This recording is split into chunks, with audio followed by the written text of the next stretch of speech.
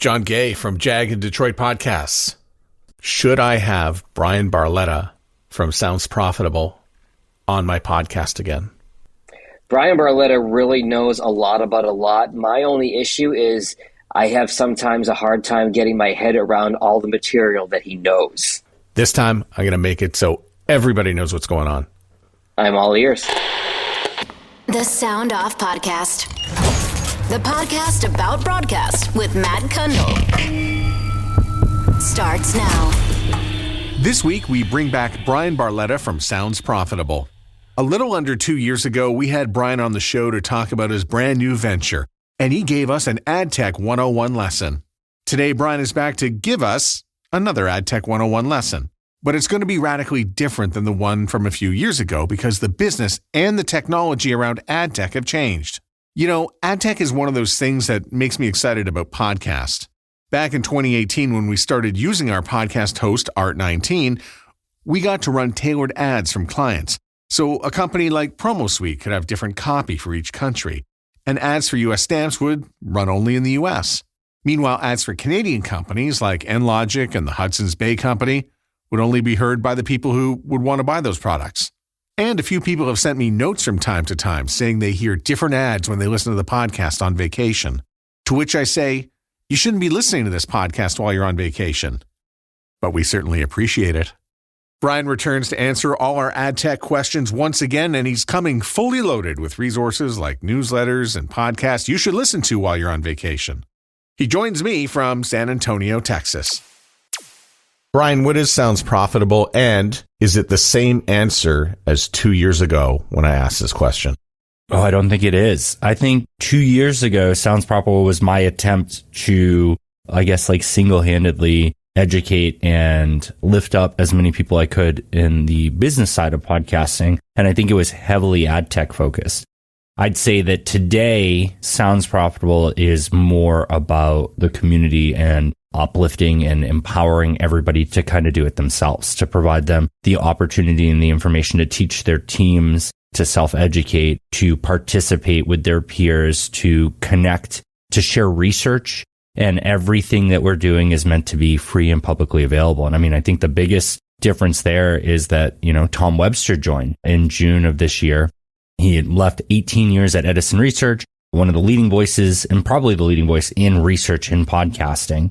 And he came to join to expand that for us. He helped us start up live events. He helped us start up our own cutting edge research. And yeah, it's blossomed. I don't even know if I had my podcast last time I was on. No, you were in the process of just starting it. Yeah. And so now we have 5 podcasts a week, right? Because 2 of them are in Spanish. So we have the narrated articles in English and Spanish, synthetic voice for the Spanish with Veritone, which is really fun. Ad Tech Applied, which is with me and Ariel and interviewing a guest on Wednesdays. And on Thursdays, we have, honestly, my personal favorite, The Download. It's what is happening in the business of podcasting and why it matters to you in 10 minutes or less. And we do that in English and native Spanish with Shreya Sharma of Inside Podcasting and Manuela Bedoya in the English version. And Manuela and Gabe Soto of Edison Research do the Spanish version. And we really, really enjoyed doing that. And we have the newsletter every week. We have the deep dives every month. So that's a video walkthrough of really cool products that you should probably know about in this space and how they work. And hopefully my excitement and interest translates over there. And then quarterly research that Tom's putting out, which is just a blast. So I get together with radio people every once in a while and we have conversations and I'm like, did you know that you could do your podcast in Spanish? And here's how the technology works. And I know that you've been using this with some of your podcasts, but tell people how you do a podcast in Spanish because I don't think you speak Spanish. No, not even a little bit. I was so bad at Spanish that my brother is a grade younger than me and that in high school we were in the same Spanish class because I was behind. Basically, Veritone uses my voice in my podcast. I send them the highest quality recordings that I have, and they're able to process that and make a synthetic version of my voice. Then they're able to have it speak any language with multiple dialects per language. So if we wanted to do French, it would be just as easy. I give them the newsletter, and honestly, in a few minutes, they turn it around from English to Spanish, which we post. We have a Spanish version of the newsletter. And then they take that and they use text to speech using my voice that they've synthesized, and I've given permission to have it speak Spanish. And it's really an interesting experience. Like the speed at which they're able to deliver it, the accuracy of the sound I really am impressed by it. My wife is probably the only person who's convinced it doesn't sound anything like me. And so I guess that's the only sniff test it hasn't passed, but a lot of people are really impressed by it. And I think that the reason I dug into it was I wanted to show how any company of any size can do that. I mean, it's me and Tom. We have the people who write and edit and are participating in the download. And then Gavin Gaddis, who came on as my assistant. That's how small the crew is. And we've been able to do it in English and in Spanish for 2 of our 3 different unique podcasts pretty easily. The tools are there. So if you're a Canadian podcaster and you're looking to translate or you're looking to start a podcast in French, this is an excellent tool to do this. Oh, that would be such a great idea to do that. And I know that Veritone launched their voice network. I believe that that's something that they're exploring, is working with people who have a great following in one language and helping them build another language version of their podcast and even represent the ad sales for it. So that's something to keep in mind if you're interested in reaching out to them. Maybe you have a big enough following and, exactly like Matt said, French is something that would bring it even further. So I was going to ask you to recount all the little steps along the way in the evolution of Sounds Profitable, but we'll just bring it back to the one that you've already mentioned, and that's the acquisition of Tom Webster. I remember when I heard it, I thought, oh, that's surprising yet not very surprising because it makes sense. But a lot of people were surprised by that. So was that a big pivot for your company? I think that I've been overwhelmed by the success that Sounds Profitable has had. And saying that out loud, I feel like kind of a jerk, but things have been growing so fast. I mean, we had one partner we were working with in September 2020 and one title sponsor. So that was Midroll at the time and Podsites. And before Tom even came on board, we'd been working with, I think it was close to 60 or 70 partners. So, we'd grown massively. Like, this was a really great operation that was, looking at what it could become more than that. And it was really Bryan yells at clouds for a little bit, right? I have these opinions about the space. I believe I can educate people. I think I'm making an impact here. I'm putting out a ton of content and hopefully it sticks. But the truth is that I saw that there was a lifeline for that. There was a set amount of time before something like that expires. And so it's really important to me to figure out what the next step is. Now, I'm confident that I could find a great job in podcasting or in ad tech and not worry about it. But it's really fun and unique for me to be able to bring everybody together and be a neutral player in the podcast space. So I thought about what other neutral things were out there. And, Tom was absolutely, a long shot for me. We had started talking about it, I think, at the beginning of the year. And my pitch to him was basically, Edison is the backbone and you helped establish that. And I think the team at Edison is indisputable in the abilities and education that they're providing to the podcasting space. I absolutely think that we should be looking at their data stronger than anyone else's data, but we need to be able to put more things in more people's sales decks. The reason why we're not winning as many deals or we're fighting against other media channels or even infighting, like Spotify likes to go head to head and say they are streaming and the rest of us are downloads. And we need more material to help those people selling those campaigns, building those new shows, getting funding. And to me, the best way to do that is research. And so, I did not believe that my offer to Tom would turn out. And I was just as surprised as a lot of you. I just had a little bit more notice. But it's been fantastic. Like, it's really exceeded all my expectations. And watching Tom, who has done a lot of client work and has done a lot of structural work, get to say, no, this is what we need to do. Like, this is a topic that we need to go over. This is something that we need to create research for, and we need to do it right now for the people to succeed. Giving him that freedom and backing him as a partner, has been amazing. I think it's really moved the industry forward. So another piece of talent acquisition that I really liked, and I could hear this in the evolution of where it was going, was you brought Ariel Nissenblatt in to co-host a podcast with you. And all of a sudden, the podcast is like, oh, I get this dynamic. Here's Ariel, who is curious and inquisitive and wants to know more about ad tech and wants to ask questions. And here you are with a whole lot of answers. But now the show is no longer at a risk of becoming too inside baseball. Yeah, and it's funny you say that. My wife actually specifically listens to the parts that Ariel is on because it breaks down the interview, right? It sets it up. It talks about why this is important. It gets to the interview, and then it just goes to, what are the key takeaways? Like, how do you do something with this? Because I admit it, I get excited. I get carried away. This person's an expert. I'm trying to highlight them. So we just dive right into it. And sometimes it's a little deep. that's absolutely something that I feel like I can do better at. And I really do want to do better at is figuring out better on-ramps, quicker ones, right? I think I need to get quicker because I think there's a lot of great surface content out there in podcasting. There's a lot of people who can talk to creators and can talk to people who are like, how do I monetize when I start? I need to talk to the people that are building this into a business and all of that. And so that to me is why I dive into the deep end. But Ariel is that on-ramp, and Ariel is that list of things you can take away from it and why you should reach out to that person or why you should take their advice and apply it. So it's been fantastic. Ariel has been a critical part about Sounds Profitable since shortly after we recorded. Ariel came on and did our social media and really blew that up. I love that the Sounds Profitable Twitter handle is about to exceed me in follows, because then I can be a little bit, more of a nerd and less just ad tech stuff. I can talk about my other nerd habits. It's really cool. I think she adds a lot of value, and I think everybody in the space can benefit from listening to her. It doesn't matter how early you are in your career or late in your career. I think Ariel has the pulse of the space. I think she's exactly the type of person I wanted to work with, and I cannot wait to see how far she surpasses us. That Sounds Profitable. She's on a fast track. I mean, somebody called me yesterday and said, how do I market my podcast? And I'm like, just follow Ariel. That's all you need on Twitter. Yep. And she's super accessible. I know, while she does work at Squadcast, and she also does earbuds and she does so many things. She's now on the board of the Podcast Academy, which is amazing, which absolutely is well deserved. I think that the fact that she also works with Tink Media and you can get consulting or get your podcast triage there is killer. Her and Lauren are amazing. They are such a good duo. And I think they add so much value, even just in one phone call. So I highly recommend people reach out to her. Lauren is Lauren Passell. We'll put the link to that newsletter, which is incredibly valuable as well, in the show notes of this episode. Tell me about the number of downloads. You made reference to it, I think, in a podcast. You said, we only have about 300 downloads or something like that. But I'm like, yeah, you also got a newsletter, and both the podcast and the newsletter tell the tale. So does it really matter? Yeah, that's the hard part. I mean, when you're building content, here's the truth, people. Like, I was a product manager who was in a back room. I was a sales engineer who was out there with salespeople. I didn't have like a brand, and creating content is anxiety inducing. It's how I started my career.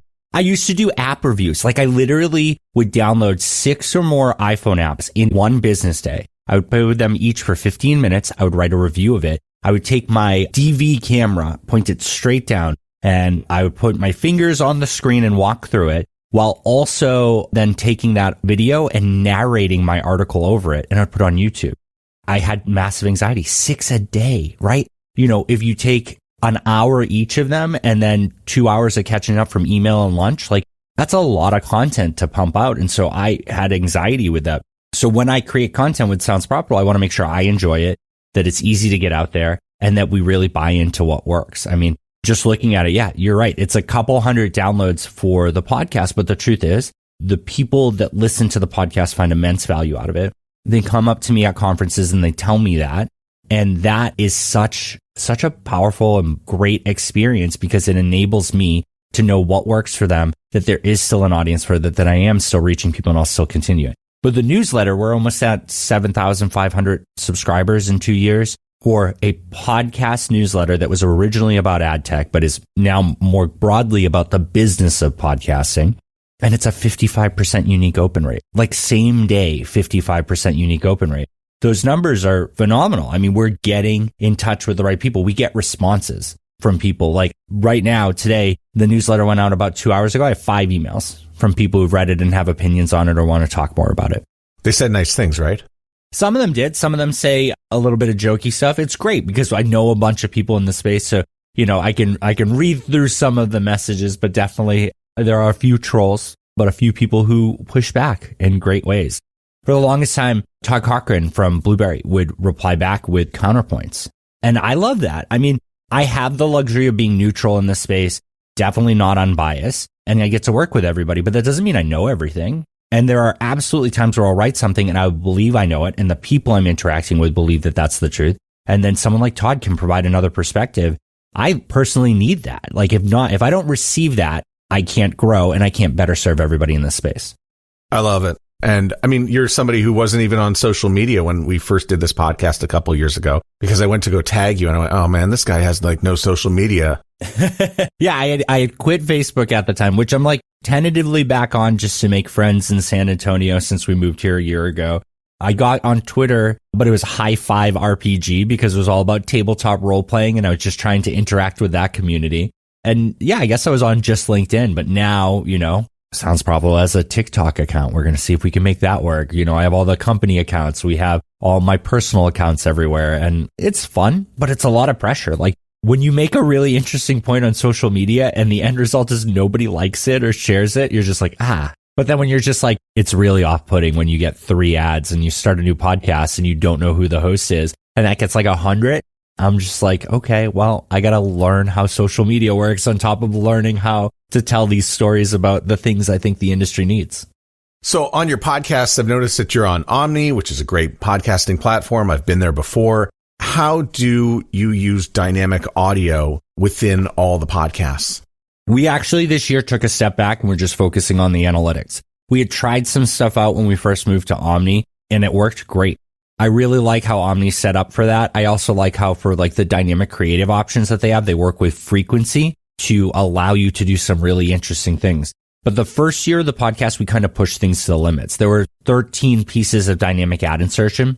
And more often than not, by doing that many, 1 or 2 would mess up. And so if you did that many, especially conditional ones, we fielded a lot of emails from even smaller pool of people telling us about that. So my focus on Omni was the fact that I wanted to understand how to make sure I could flight fully on there. And I love their process for doing it. I love the visibility and everything. For example, when we schedule the podcast, I have to pull the download link out, send it to James Cridlin of Pod News, who, sends out our newsletter for us and hosts our website. And that's very easy. That's not something I've easily come across on other hosting platforms.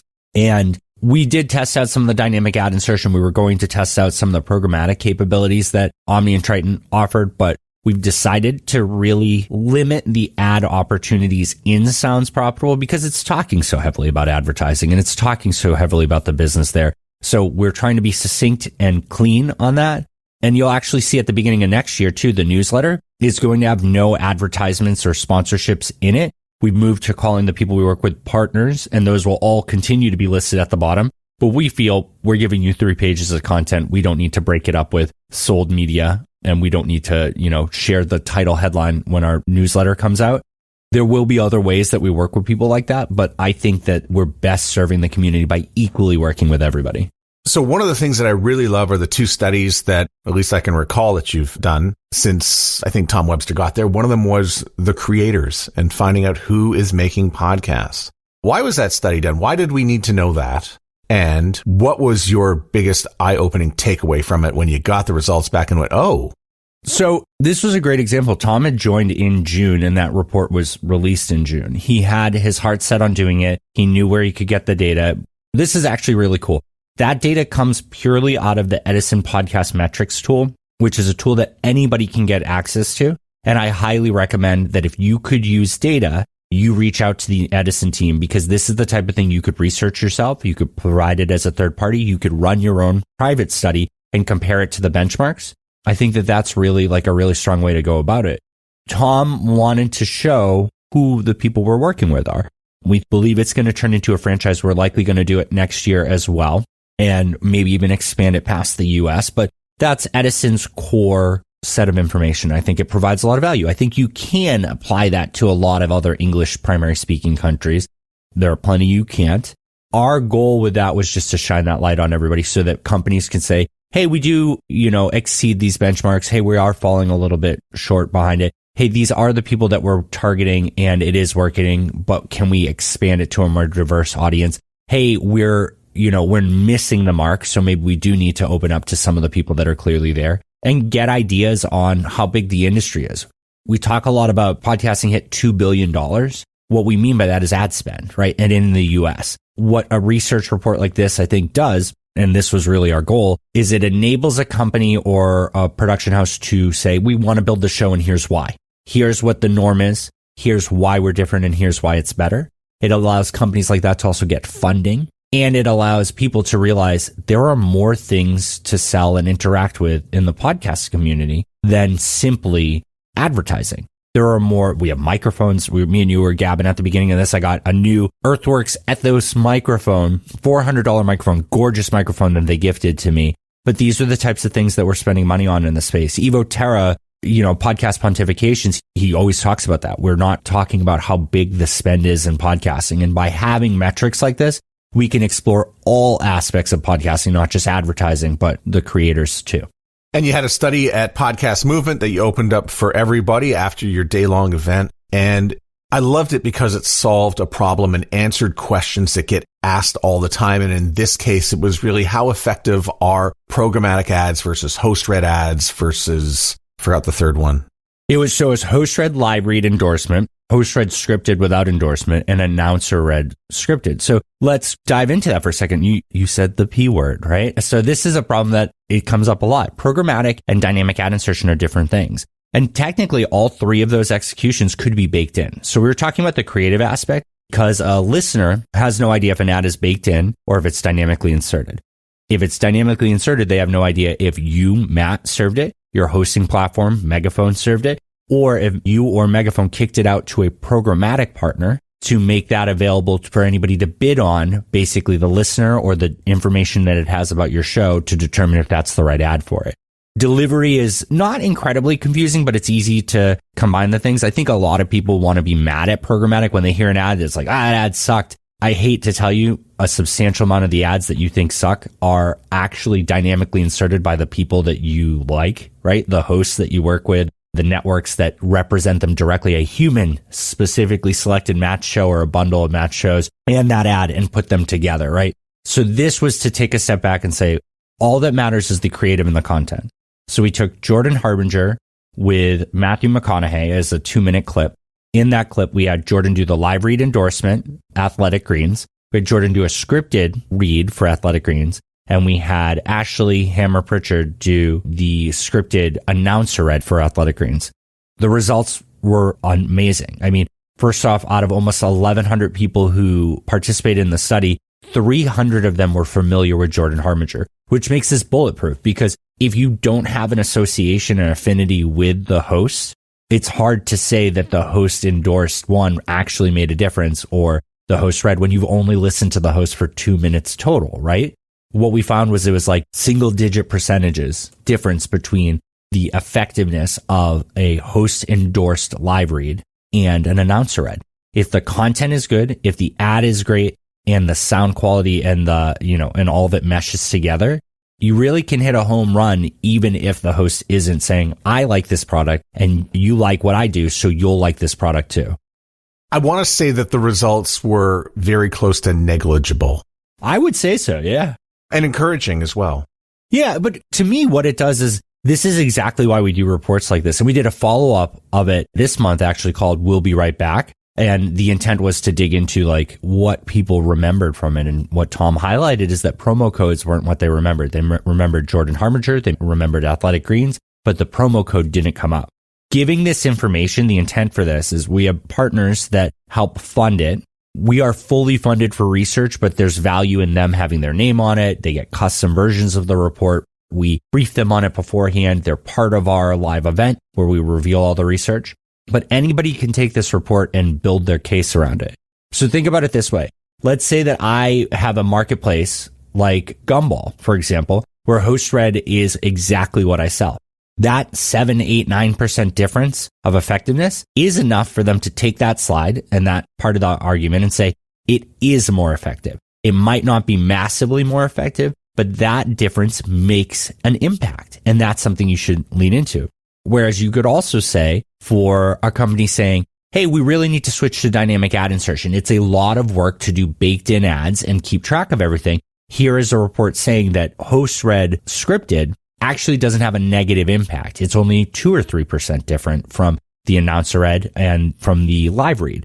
So that's a case that they can make there. And finally, someone can say programmatic, like you said, the access to someone else's inventory from another ad server. The announcer read, if the content of the ad matches the content of the show and the targeting is really succinct, it can still be a massive home run. So I think we showed in my opinion, that there is a negligible difference, but we empowered multiple different companies to say, this is why we do what we do, why we're the best at it, and why you should give us a shot. And it really set kind of the post for them to hit to say, this is what's important, right? These are the qualities that allow us to get that close to that value. In just a moment, we discuss rates. How much is that ad space worth on your podcast anyway? And we take questions from the audience too. There's more, including all the connection points to Sounds Profitable podcasts, like the download, and some of the narrated articles if you don't like reading. And if you don't like hearing people talk, you can always get a transcript of this episode at soundoffpodcast.com. Transcription for the Sound Off podcast is powered by Podin. Your podcast is an SEO goldmine. We help you to dig out.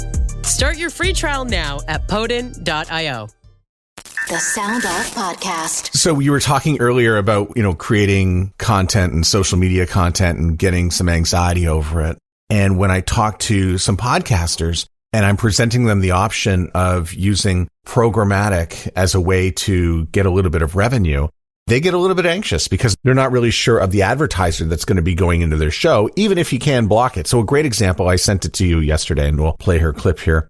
So Mary Anne had a question for you and she wanted to ask. I have a podcast called Let's Take This Outside. It's all about the outdoors. I heard a programmatic ad for the Dairy Farmers of Ontario, and I wasn't super comfortable with this ad as I can't eat dairy. However, when I went to remove the ad categories, it included non-alcoholic beverages, food, and nutrition. I feel if I disqualify these categories, I'm saying no to legit ads as well.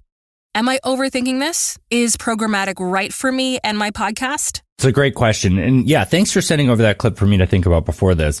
I think the really important part to think about is the ad part of your show content, or is it a targeted thing for the listener? Two ways to look at it. I don't think there's a wrong answer. I personally believe it is content, but if it can be that quickly changed for the listener, that's also important to kind of separate it a bit when you get to programmatic, when you get to dynamic inserted from third parties that are not yourself. In that example, if she does not want milk on there, then I think it's important to filter that out. Now, in the example you gave, she was given the options to filter it, but she'd have to filter entire categories. That's a business decision. Ad tech, as we expand in podcasting to get closer to the mainstream channels, should allow someone to enter the domain of the advertiser's name, and simply select that they're not interested in them. We're not quite there yet in podcasting. So by doing something like that, requesting a specific advertiser to be blocked, it puts a lot of work on those third parties that are serving ads for you. So that's why they give you the option to really just pick a category. When you pick a category to block, you should ask them for the last 6 to 12 months, like how much revenue did I generate from those categories so I know what I'm blocking? How often do you expect to run with a dairy company like this? I don't think throwing programmatic completely away is the right call, but I think that if this is an important thing, then that host should block the category that has the least impact and reassess. Reach out to that partner every couple of months. Say, hey, do you have any dairy campaigns on the horizon? What's my revenue potential from reopening this inventory? I think programmatic allows a lot of control for a publisher if you fine tune it. I think it's supposed to be in a lot of these situations how it's set up.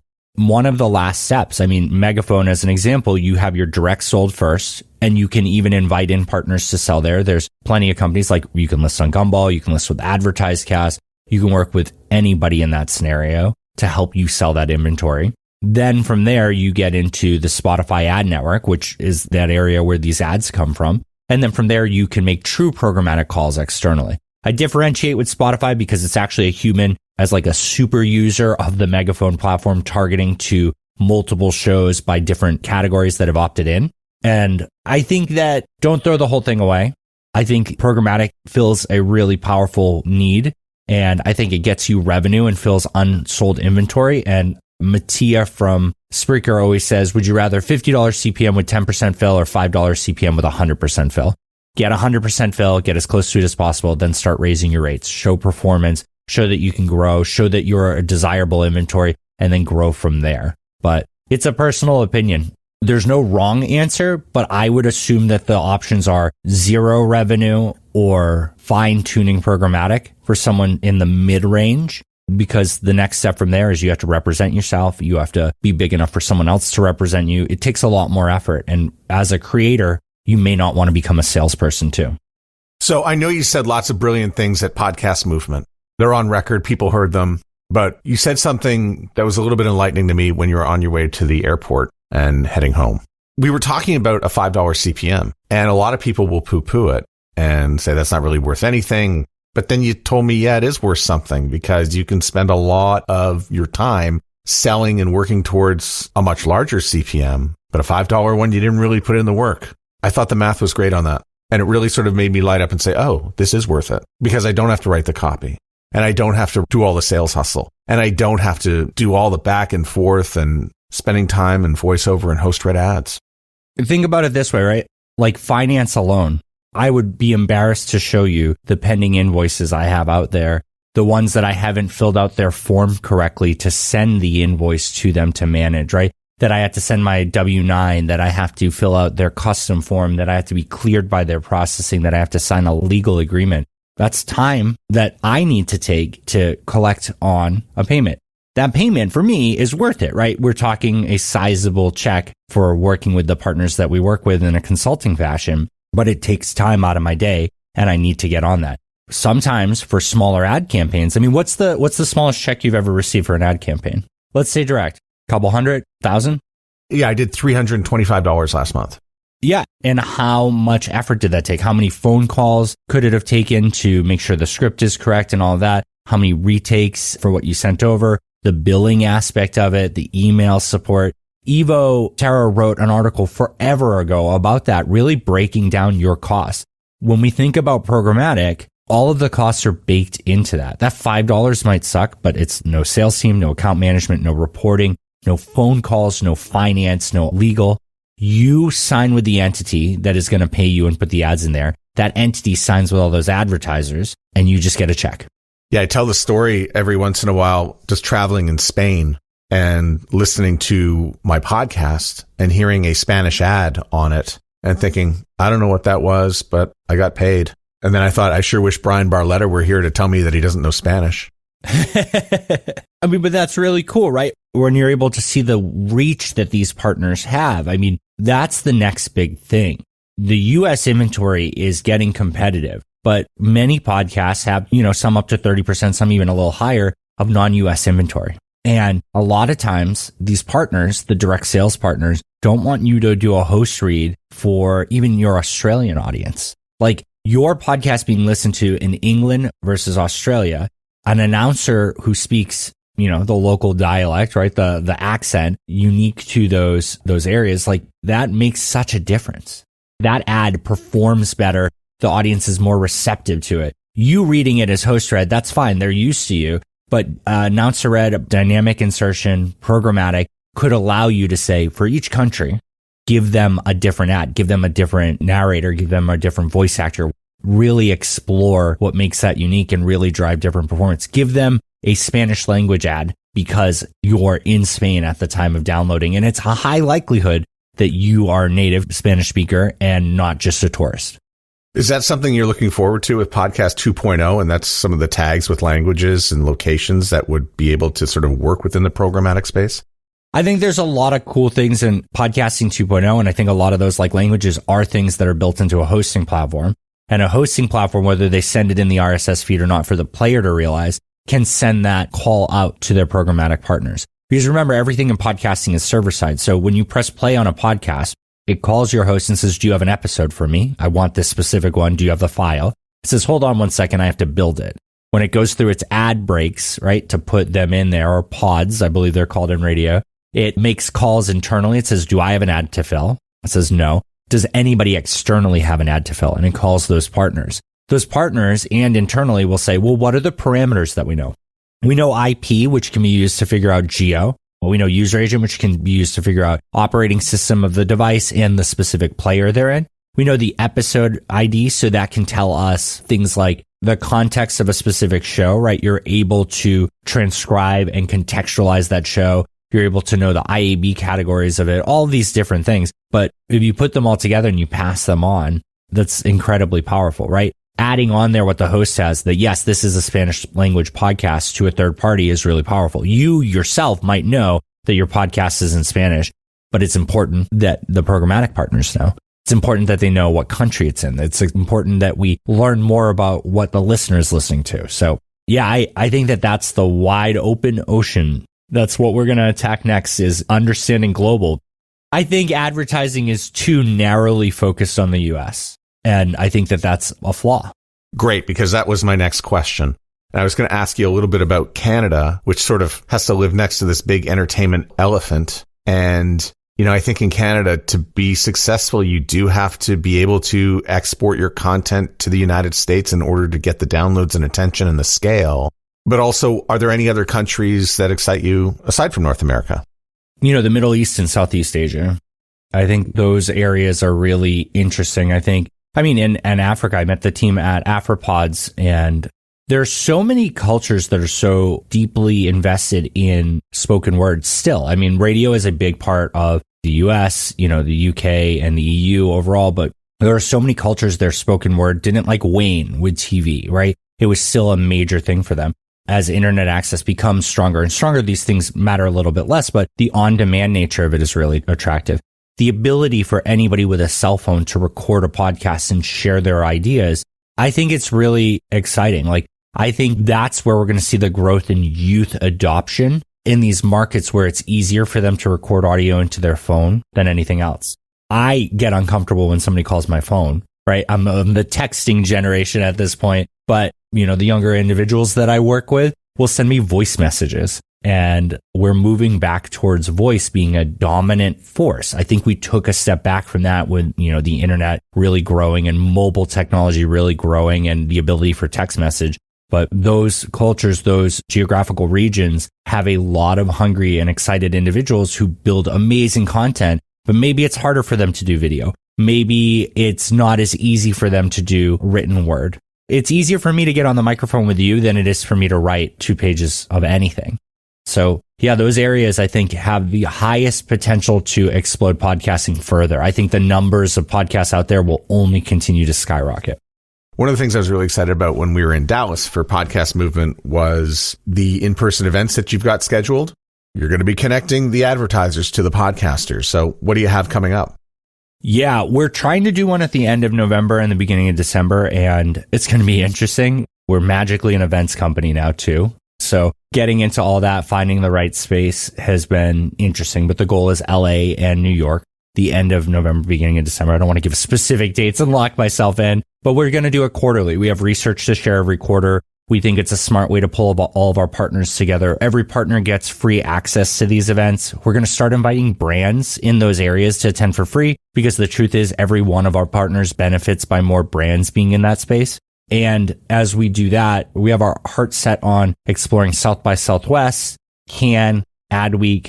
I think Podcast Movement was the right call to kick this off. And we were the biggest business session of the biggest podcast event. But what I'd really like to explore next is how to be the biggest podcast part of a bigger advertising or content or media event, and be a major reason why these people at major podcast networks show up to South by, Cannes, Adweek, and really have a presence there. Adweek's going on right now as we're recording this, and I'm actually flying out there tomorrow for a few things, which is really exciting. They're having an audio track for the first time ever.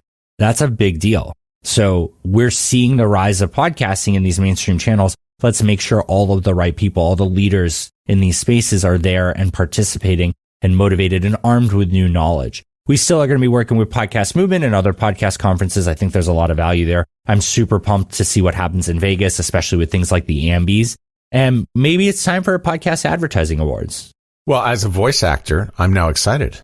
Yeah. And we thought about it, right? We can apply to a bunch of things for Sounds Profitable, and that's cool, but I don't want to steal the limelight from anybody. But it would be really cool for an account manager to receive a Sounds Profitable award, right? Like a salesperson, not like the leader of a company, not the CEO, not the people who get the accolades anyways, but that voice actor who really crushed it, right? That programmatic partner that really landed the results that helped save those companies. That attribution vendor that really turned around a handful of campaigns and provided the killer service that everybody needed. That's who Sounds Profitable is for. The people that probably can't make it to every event, but definitely need to know all the information about those events. And so maybe it's time that we start rewarding them. Yeah, I think a lot of people don't really understand that podcasting has created another form of voice read, because you get the script and a lot of people think it's a radio ad and will read it like a radio ad, and it doesn't work in podcasting. It has to be to the headphones. It's very warm. It's very personal. It is completely different. And I have to tell that to people who have radio experience when they see the copy. I said, no, headphones experience, super casual, super one-on-one, and there's less copy. Do not worry about the 30 seconds. Or there's more copy and we can go a little bit longer because it can be an announcer read ad and we don't have limitations like in radio. So podcasting, without even really knowing it, has changed the voiceover business and created a whole new category. And I'm excited for that. You know, what's really interesting is the synthetic voice. I can't wait for you to dig into that. The things that you're able to do instead of doing a pickup, but having your voice ready, you recording what you need and then wanting to change one thing instead of you burning an entire hour and going back and getting set up for all of that, just being able to change a word. Or, you know, someone who does really great impressions, right? We don't have that celebrity endorsement yet in podcasting, but if the person gives the rights to their voice away, not a giveaway, they're clearly going to make money, but you know what I mean? It allows somebody to use that. Could be some really interesting things that you could do with that. Obviously not endorsement unless they wrote and approved the script, but just being able to separate that. I think voice acting is going to be a highly in-demand skill. And I also think that audio engineering is too, because those two together, someone who does great impressions can immediately do a version of your ad with an Australian accent, an English accent, an American accent. By the way, there's already precedent for that. It was in 2016. I had Shaquille O'Neal be my voice of Waze as I drove around Italy and tried to negotiate all those roundabouts. It already exists. That's awesome. Brian, thanks a lot. Is there anything I missed? No, that's it. I really appreciate the opportunity to come back, and it's always great collaborating with you. And, you know, I'm excited to listen in and hear how your podcast friend with the dairy farmer issue decides to move forward. I'd love to hear. I think that would be a great follow-up for everybody to hear what happens when they choose to block a category, how it impacts their revenue. Well, I said to her, the Toronto Maple Leafs are wearing a dairy patch, and I'm sure that there's some players who don't drink milk and have gotten past it. As a vegan, I can appreciate not wanting a dairy ad in my podcast. So thanks a lot, Brian. Yeah, thanks for having me. The Sound Off podcast is written and hosted by Matt Kundle. Produced by Evan Serminski. Social media by Courtney Krebsbach. Another great creation from the Sound Off Media Company. There's always more at soundoffpodcast.com.